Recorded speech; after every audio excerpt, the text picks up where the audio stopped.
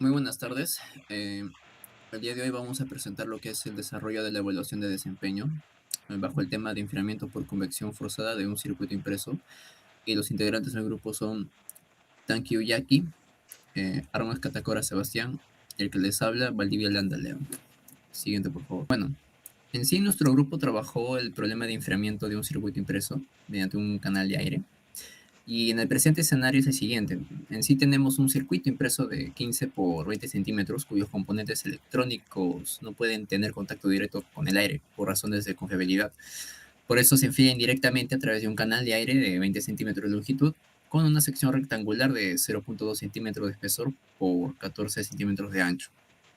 Ahora, el calor generado por los componentes se conduce a través del espesor del canal y es finalmente disipado por el aire que ingresa a 15 grados centígrados. Además, se tiene que considerar que se asume que el flujo de calor en la superficie del canal es uniforme y que la transferencia de calor por las demás superficies es despreciable.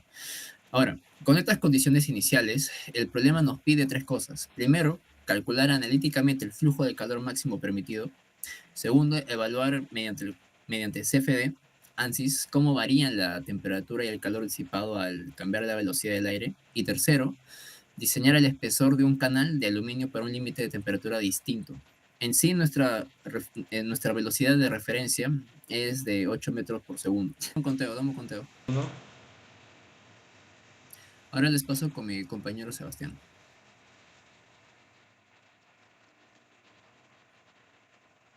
Buenas noches, profesor. En esta oportunidad voy a presentar el ejercicio A. Eh,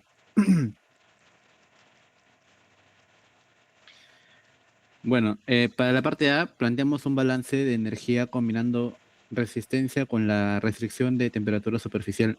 Hemos calculado primero la geometría del canal, el área de la sección transversal, que es 0.0028 metros cuadrados, el área de la superficie calentada 0.028 metros cuadrados y el diámetro hidráulico 0.03944 metros. Con las propiedades del aire, densidad, calor específico, conductividad y viscosidad consistentes con la configuración usada en Fluent, obtuvimos un número de Reynolds de aproximadamente 2160, menor a 2300, confirmando que el flujo es laminar. Para un canal de placas paralelas con flujo de calor uniforme en una pared y otra adiabática, el régimen laminar, el número de Nusselt es 5.38, lo cual nos da un coeficiente de convección de aproximadamente 33.04 watts por metro cuadrado Kelvin. Combinando el balance de energía del aire con la restricción de la superficie, con la restricción de que la superficie no debe superar los 50 grados Celsius, despejamos el flujo de calor máximo. Q doble prima resulta 866.26 watts sobre metro cuadrado. Y el calor total disipado, 24.26 watts. Este valor del flujo de calor es el que usamos como condición de frontera en todas las simulaciones del CFD de las partes siguientes. Ahora le doy pase a mi compañero Jackie. Siguiente, por favor. Bueno, en la parte B, en un barrido de 1 metro por segundo hasta los 10 metros por segundo, pasando de 1 metro por segundo cada vez.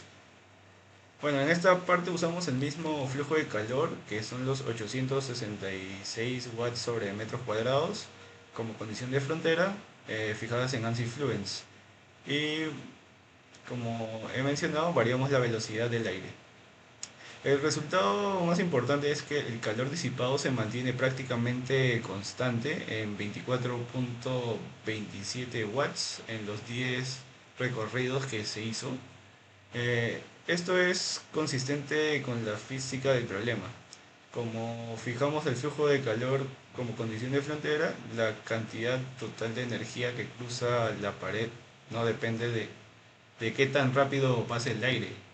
Depende solo del área y el valor de dos primas que pusimos en la condición en la parte A. Lo que sí cambia fuertemente con la velocidad son las temperaturas de salida del aire, que baja de los 358.29 Kelvin, de 1 metro por segundo, hasta los 295.03 Kelvin a los 10 metros por segundo. Y la temperatura máxima en la pared cae de 403.01 Kelvin, que son 130 grados aproximadamente, hasta los 321.49 Kelvin, que son 48 grados aproximadamente. Esto se explica porque al aumentar la velocidad aumenta el número de Reynolds y con él el coeficiente de convección H. Según la ley de enfriamiento de Newton, un H más alto permite disipar la misma cantidad de calor con un salto de temperatura menor entre la pared y el aire. Un hallazgo importante que encontramos es que el beneficio de aumentar la velocidad tiene un retorno decreciente. Pasa de 1 a 2 metros por segundo, reduciendo la temperatura máxima de la pared en 40.7 Kelvin, mientras que pasar de 9 a 10 metros por segundo solo reduce 1.6 Kelvin. Esto tiene una implicancia práctica de diseño. No conviene aumentar indefinidamente la velocidad del aire porque el consumo de energía y el ruido del ventilador crece mucho para una mejora térmica cada vez más pequeña, especialmente pasando de los 5 a los 6 metros por segundo. Ahora le paso con mi compañero Leo. Bueno, eh, ahora yo les voy a explicar un poco sobre el diseño del espesor en sí del aluminio. Bueno, en la parte C, o en el ítem C, consideramos que el canal ahora está hecho de aluminio, con cierto espesor, y la restricción de temperatura cambia a 90 grados centígrados, unos 363.15 grados Kelvin. Y bueno, manteniendo la misma velocidad límite de 8 metros por segundo. En sí, lo que nosotros hicimos fue modelar esto como un problema de transferencia de calor conjunta, un sólido de aluminio acoplado al canal del aire, donde el calor generado por las componentes se conduce a través del espesor del aluminio antes de transferirse por convección del aire. Ahora, evaluamos un espesor de 5 milímetros y el resultado de la simulación mostró una temperatura máxima de superficie de 317.269 grados Kelvin aproximadamente, muy por debajo del límite de los 90 grados Celsius, con un margen de seguridad de casi de 46 grados Celsius. Ahora bien, en sí esto explica por la muy alta conductividad térmica del aluminio, que hace que la resistencia por conducción a través de la pared sea prácticamente despreciable frente a la resistencia por convección del aire. Ahora, en otras palabras, el aluminio conduce el calor tan eficientemente que el espesor de la pared casi no afecta la temperatura final de la superficie, dentro de rangos prácticos de diseño. Ahora, en sí debo de concluir que un espesor de 5 milímetros es completamente viable y seguro para este diseño, sin necesidad de sobredimensionar la geometría ni de comprometer el límite de la velocidad del flujo del aire. Ahora les paso con mi compañero Sebastián. Bueno, como conclusión de este trabajo, se permitió combinar el análisis térmico clásico con simulación CFD para resolver un problema real de enfriamiento electrónico.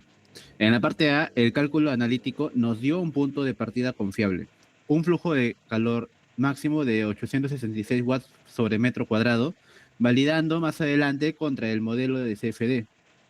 Perdón, validado más adelante contra el modelado de CFD. En la parte B, el barrido paramétrico de velocidad nos mostró que aunque el calor disipado depende únicamente de la condición de frontera impuesta, la velocidad de aire es la variable que realmente controla qué tan caliente queda la superficie, con un efecto de retornos decrecientes que es clave para no sobredimensionar el sistema de ventilación. En la parte C, al introducir el aluminio como material real del canal, confirmamos que su alta conductividad térmica hace que el diseño térmico esté dominado por la convección del aire, no por el espesor de la pared, lo cual da flexibilidad para elegir el espesor por criterios estructurales o de manufactura, sin comprometer el desempeño térmico. En conjunto, el estudio demuestra cómo el análisis analítico y las herramientas de CFD se complementan. El primero da una solución rápida y aproximada para dimensionar el problema. El segundo permite evaluar con precisión el comportamiento completo del sistema bajo múltiples condiciones de operación. Muchas gracias.